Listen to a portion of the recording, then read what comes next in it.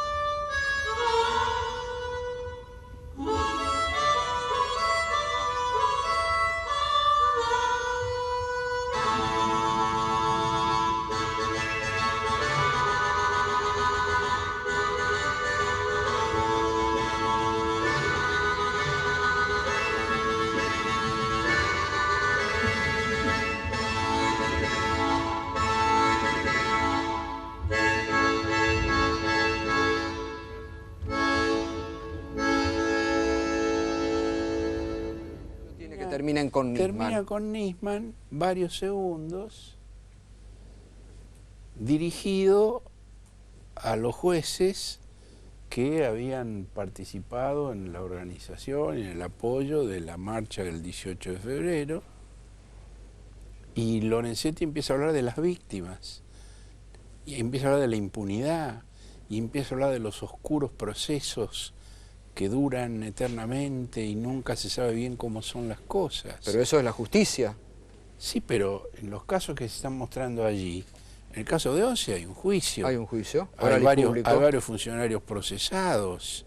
María Soledad están condenados. Mariano Ferreira. Mariano Ferreira está Sí. Pedraza detenido. Y también está Jorge Julio López, que en ese caso no... Bueno, pero está desaparecido. Sí, sí, Es por eso. claramente una víctima de una desaparición forzada. Por eso digo. Luciano Arruga, lo mismo. Y termina con Nisman. Entonces, ¿cuál es el sentido? ¿Nisman es víctima de qué? Hay un proceso judicial oscuro en el caso de Nisman. Murió hace 45 días. La investigación está en curso plenamente. Hay una fiscal, hay una jueza que están trabajando. ¿Por qué poner esto dentro del contexto de la impunidad en la Argentina? Impunidad es lo que decía Diana Malamud, impunidad es lo que pasa con nosotros, con nuestras víctimas, pero esto... Pero no entiendo de una cosa, a ver, Horacio, está hablando el presidente de la Suprema Corte de Justicia de la Nación, y está hablando de impunidad cuando es el Poder Judicial que él representa el que nos tiene que clarificar a los argentinos qué pasó con Nisman. Sí, pero además lo está haciendo. Digo, yo creo que es peor, digamos, es un mensaje desvinculado de la realidad de los ¿Pero hechos. qué crees que quiso representar Lorenzetti terminando con...? Es un mensaje político. ¿Es un acto político? Es su adhesión tardía al 18F. Ahí marcha Lorenzetti con los fiscales. ¿Por qué tenía que hacer Nisman allí? ¿Qué tenía que hacer? La imagen de Nisman junto con las víctimas de atentados, de secuestros, de desapariciones forzadas, de trata de personas, de la tragedia de Once. ¿Qué tenía que hacer Nisman ahí? Si no se sabe lo que pasó con Nisman. Si hay una investigación en curso de la cual, digamos, yo me atengo a lo que dije a las 48 horas del caso y hasta ahora eso para mí sigue en pie.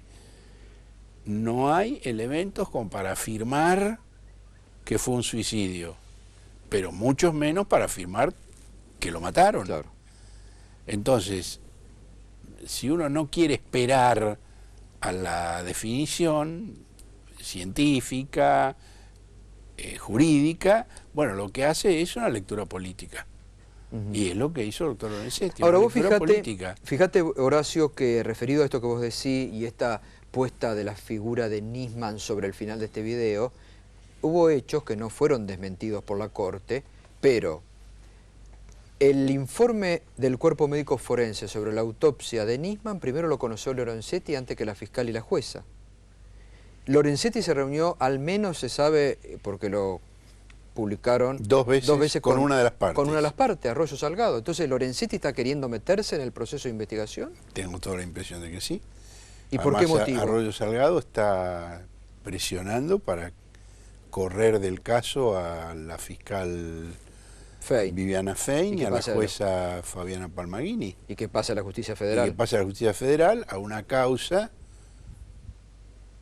en la cual ella es actriz, que es la causa por amenazas, con el ejemplar curioso de la revista Noticias, que introdujo en el expediente su actual compañero, que no salió, según el kiosco de la casa, no salió así del kiosco el ejemplar, y que es una causa que está en manos de un juez, cuya designación el CELS impugnó en su momento, un hombre que es un coleccionista de parafernalia nazi, un hombre de conocidas posiciones de ultraderecha, igual que los peritos que la doctora Arroyo Salgado ha propuesto, dos policías bonaerenses son los peritos que ella ha propuesto. Se dice Rafo. Salcedo. El ex jefe de la policía Salcedo y el policía Rafo, a quien los medios mencionan como prestigioso forense, pero que es un policía bonaerense, que en el año 1977 certificó con su firma que ni Jacobo Timerman ni Jorge Rubinstein habían sido torturados, cosa que le fue reprochada por el fiscal Estracera, que acaba de morir, diciendo que era un dictamen que no había considerado las circunstancias en las cuales había muerto Rubinstein, que era en la mesa de tortura.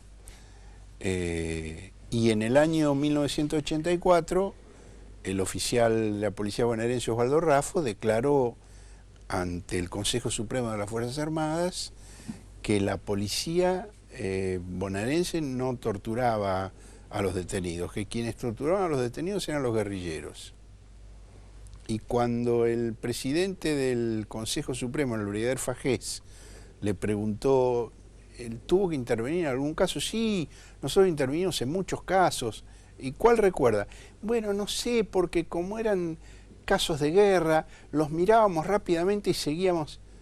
¿Pero no recuerda alguno? Bueno, no, en este momento no.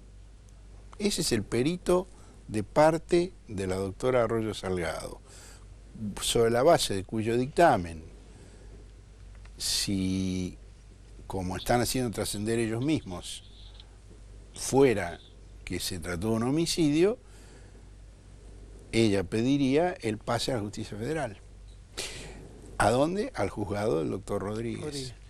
Cosa que por otra parte es jurídicamente discutible, porque si hubiera sido un homicidio, ¿por qué el homicidio de un fiscal tiene que pasar al fuero federal?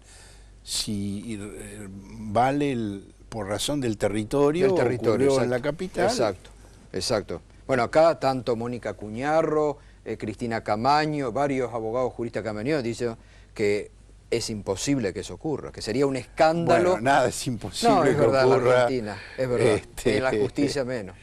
Ahora, vos... Pero me parece que esa es la jugada que está en Pero bueno, curso, pero antes ¿no? tiene que haber decisiones de la fiscal y de la jueza de la causa, porque también van a tener que decir ella lo... Sí, yo no creo que se dejen correr fácilmente, ¿no? Lo que pasa es que acá entra a jugar estas reuniones sospechosas de Lorenzetti con Arroyo Salgado, bueno, y Lorenzetti reuniéndose... Hemos entrado en ese tema a partir de tu pregunta sobre las reuniones de Lorenzetti con Arroyo Delgado, por supuesto. Y Arroyo Delgado no oculta su inquina con la fiscal y con la jueza de la causa, ¿no? Horacio, ¿le puedo preguntar por si es notorio, si constan los vínculos que la jueza Arroyo Salgado tiene con cierto sector de la Secretaría de Inteligencia, concretamente el que manejaba Estiuso hasta hace pocas semanas? Bueno, hay un sector importante de la justicia federal que tiene nexos con la ex Secretaría de Inteligencia, y el caso de ella es uno conocido en ese sentido. Está bastante generalizado ese tema, es un problema, digamos, que la reforma de la ley de inteligencia trata de modificar para el futuro, pero para el pasado las relaciones existen. Ella misma contó que recibió un llamado de Antonio Estiuso, donde le planteó una preocupación por la seguridad de sus hijas. Eso lo contó ella. Sí, sí. Sí. De modo que fue llamativo, hay además. una relación, ¿no? Llamativo, además, que después de la muerte de quien había sido su marido, Estiuso, que está involucrado indirectamente, hable con ella, ¿no?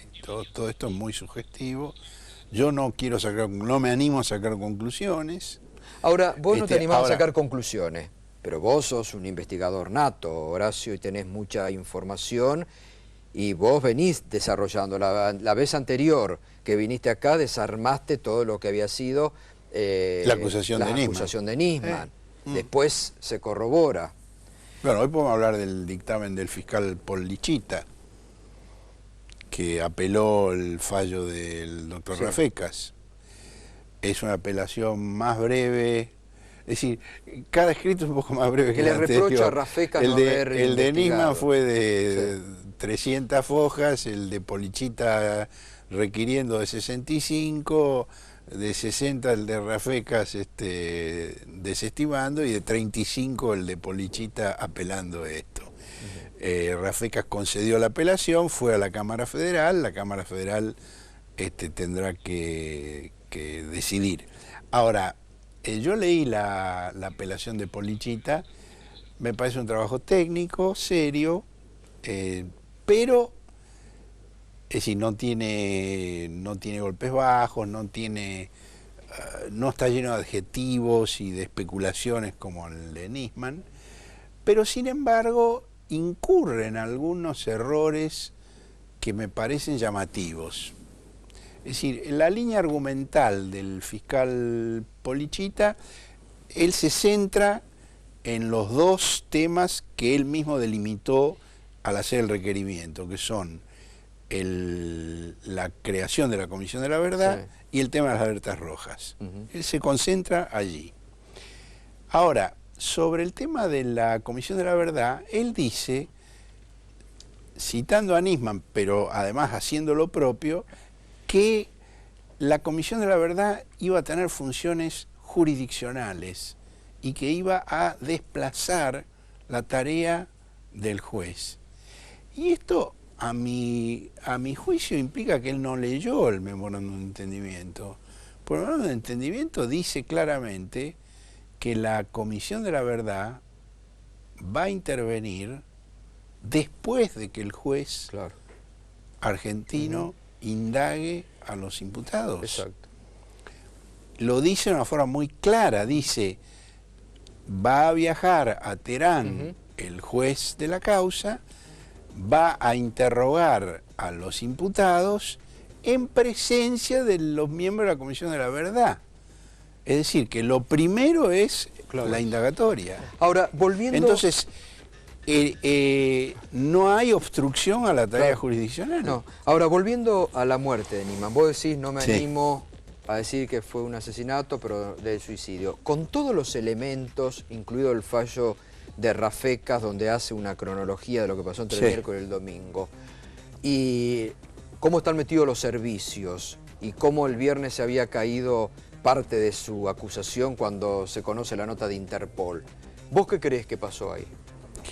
Yo tengo una opinión formada personal, pero no voy a hacerla pública. Zaffaroni lo leíste Yo no voy a estos días hacer que pública dijo... la opinión porque me parece que hay demasiadas opiniones y que estamos cerca de tener una decisión judicial y que entonces, así como a mí no me gusta cuando otros colegas empiezan con las especulaciones, con las versiones, además con el riesgo de quedar con el culo al aire en cualquier momento. Ha habido casos de colegas que se han jugado y el mismo día quedan totalmente fue todo lo contrario. Entonces, totalmente.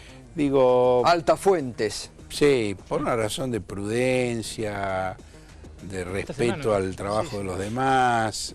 Yo prefiero no hacer pública cuál es la presunción que yo tengo, porque no es más que eso, es una presunción. Y en términos políticos, vos decías antes que... Pero, a ver, me disculpa, para no irme, discúlpame, Berco, no quiero interrumpirte, pero le estaba por preguntar y me interrumpió Horacio. Cuando Eugenio Zaffaroni dice algo lo desequilibró, Y bueno, ¿escuchaste la declaración de Zaffaroni? Sí, bueno, estamos en el terreno de las hipótesis. Algo parecido decía el señor que estaba sentado aquí, que no sé quién es. El perito Fargi. forense Alejandro Fargi. ¿Es perito en esta causa? No. Él decía algo parecido, ¿no? Sí, es una hipótesis. Él decía, en base a su experiencia y en base a un estudio psiquiátrico, que las personas que habían puesto o ponen mucho de su líbido, de su ego, en una causa como Nisman, 10 años y todo, y de pronto se ve cómo se va cayendo, bueno, se ven que se le cae también a él. Sí. Y el otro tema que dice Polichita en su apelación sobre las alertas rojas es que él hace una interpretación del artículo 81 y del artículo 82 del Estatuto de Interpol que no conduce a la conclusión al que él quiere llegar. Es decir, el Estatuto de Interpol dice claramente que solo el juez puede levantar las alertas rojas. Sí, además el inicio de la apelación parece un uno de esos modelos económicos de laboratorio, porque dice, si hubiera pasado que se aprobaba el memorando, si hubiese pasado que además se constituyera la comisión de la verdad, tantos supuestos que... Claro, y Rafeca dice que como todo eso no ocurrió... Claro. Exacto.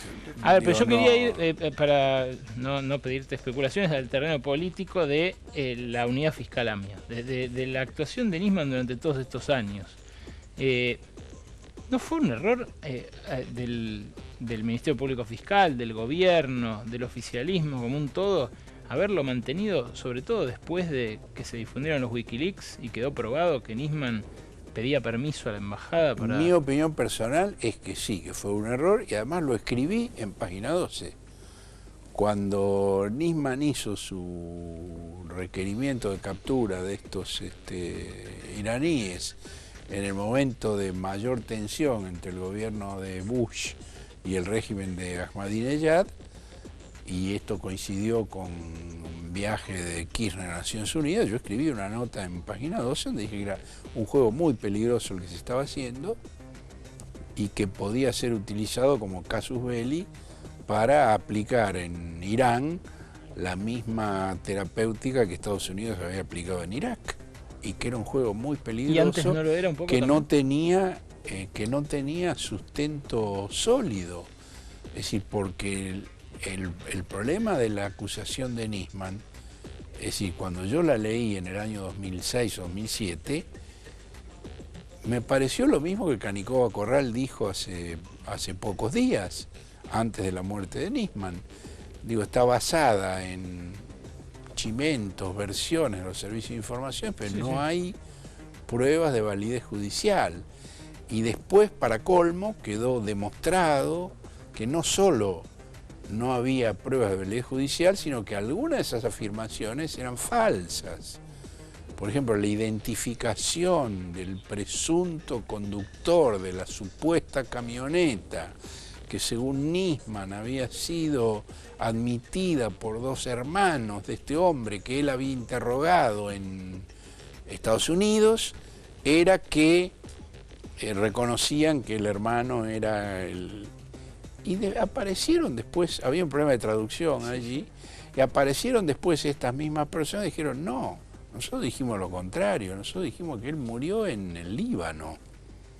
Entonces, afirmaciones, por ejemplo, de un testigo C, un testigo que no se sabe quién es. Está bien, pero esto tres declaraciones, le fueron a tomar incluso a Europa en varias oportunidades. Pero esto, perdón el vicio profesional, pero esto es mucho dinero despilfarrado en una unidad fiscal que funcionó durante muchos años. Sí, yo estoy de acuerdo. Y que, a lo último, Wikileaks ya terminó de demostrar palmariamente cómo era el vínculo, pero antes pareciera haber sido más que nada un gesto de demagogia frente a la dirigencia comunitaria judía, ¿no? Haber puesto a alguien ahí que era la música que querían escuchar los dirigentes comunitarios, ¿o no? No, los dirigentes, los propietarios del edificio estaban conformes, primero con el juez Galeano y después con el fiscal Nisman. Siempre estuvieron conformes, por eso uno de ellos está acusado como parte del encubrimiento. Claro.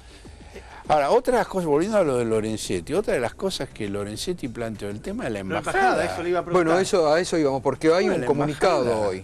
Hay ¿Viste el comunicado de la Corte hoy? Donde hay contenido un comunicado de la Corte que contradice a Lorenzetti. No, es que en realidad lo que ¿Por qué lo contradice? Porque dice la causa sigue abierta. Cuando Lorenzetti dijo está cerrada y es cosa juzgada. Le pide un informe al secretario Canevari, el secretario Canevari publica el informe y dice que la causa está abierta, no cerrada. Pero ahí lo que dice también el comunicado... Hay ya una situación complicada. Sí. Que el presidente de la Corte diga es cosa juzgada cuando no lo es. Juicio, además. No, además, fíjate vos que la querella, que sigue muy activa, hoy no ha emitido comunicado. Yo el lunes lo saqué en radio y justamente me decía la doctora Hanna que estaba abierto y que seguían trabajando y que ellos seguían aportando Ella información. representa a Susevich. Claro, Sí, es el a estudio de Carlos Irurzun. Susevich. Es la única víctima que se constituyó en querellante en ese caso. Son más, ¿eh? No, solo Está Susevich. también el que era jefe de prensa de la embajada, Jorge Cohen. Jorge también está Cohen sumado también. allí. Hay otro más. Sí, hay Sí. más. Es el Está estudio herido, fue herido es en el ese estudio de momento. Ignacio Irurzun, Ajá. que está. Entonces, Pero dice... que el presidente de la Corte diga que es cosa juzgada, a mí me asombró mucho. Yo no sé, tan mala información sobre lo que pasa en su propia casa tiene. Pero a ver, el comunicado dice que se comprobó que fue la yihad islámica, brazo de Hezbollah, que vinieron de la triple frontera, que había una carga de pentrita y trimistrotolueno adentro de una Habla de la camioneta. camioneta famosa sobre la Adentro de cual una camioneta. hay hartos elementos probatorios que demuestran que no existió esa camioneta. Bueno, en el caso de la Daya En el caso está de la embajada de probado. Israel. No, en Y el a la caso de embajada la, sí. en el caso de la Daya está probado que no existe. no, Está- pero en la no está embajada probado, pero digo, hay indicios La muy embajada sí porque firmes se de que no encontró el existió. motor, no te olvides. En el caso de la embajada hay un debate al respecto, hubo dos peritajes opuestos, la Corte zanjó en favor de uno de los dos peritajes, pero digamos, esta resolución de la Corte no quiere decir que esté el caso cerrado y que sea cosa juzgada, es una opinión de la Corte sobre cómo fue la mecánica de producción del atentado, nada más. Pero no hay una sentencia que cierre el caso. ¿Por qué dijiste recién, me quedé pensando, lo decís muy al pasar, con tu tono, pero que tiene información, está pronto a resolverse el caso Nisman, dijiste? No es ningún... Como que pronto va a haber una definición. Un fallo. No, bueno, No, vale. digo, quiero decir, hace apenas 45 días se encontró el cuerpo, se están avanzando en todas las diligencias, es previsible que prontamente haya una resolución, no es que nadie entienda que estoy dando un informe secreto sobre algo que va a ocurrir mañana, ni nada por el estilo. Digo, en términos razonables, no va a tardar demasiado tiempo en haber una resolución al respecto, ¿no? Estaba leyendo porque está tuiteando la presidenta en este momento sobre sí. la causa AMIA y sobre declaraciones que se conocieron hoy de un encargado que salió un tiempo argentino, pone, y dice la presidenta que no cree que el propósito hubiera sido atacar a ella, sino que había otros propósitos en la teoría de Nisman, ¿no? El argumento principal de la denuncia de Nisman era que quería hacer caer las alertas rojas. Ahí lo ¿Está tenemos ahí? en la pantalla. A ver. No se lee. Alguien muy que bien. lo lea, porque Dice- yo no lo veo de acá. ¿Lo tenés ahí? Sí, Ver cómo sí, se- dice que en la causa AMIA, bueno, Para poder abrir el caso de AMIA a un nivel internacional. no, lo que pasa es que empieza mucho antes, son muchos tweets. Dice que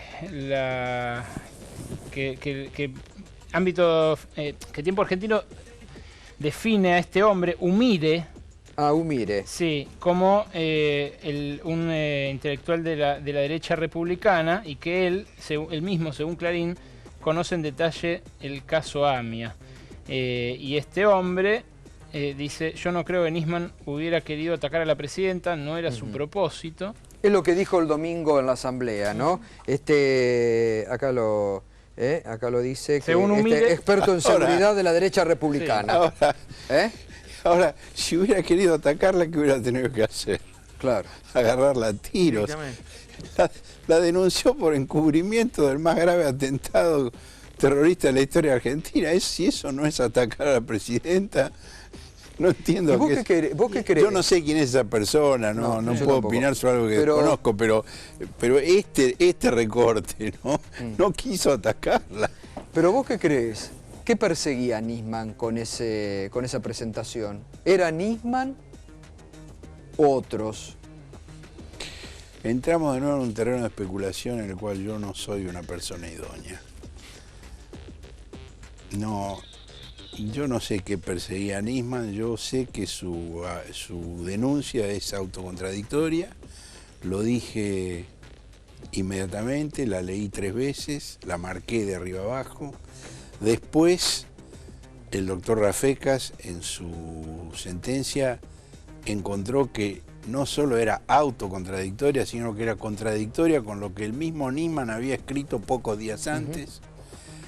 Rafecas dice que es Nisman el que refuta a Nisman, tanto por las cosas que dice en la denuncia, donde hace una denuncia basada en cosas que él mismo dice que no constituyen delito, y luego, digamos, el cotejo con datos de la realidad. y no solo del expediente. Digo, la declaración del director de Interpol es muy fuerte en ese sentido. Entonces, ahora, ¿qué buscaba Nisman? No sé, tal vez el peritaje psicológico que se vaya a hacer pueda echar luz sobre el tema, ¿no? Yo no lo sé. Bueno, Horacio, como siempre, gracias. No, gracias a vos. Muchas gracias.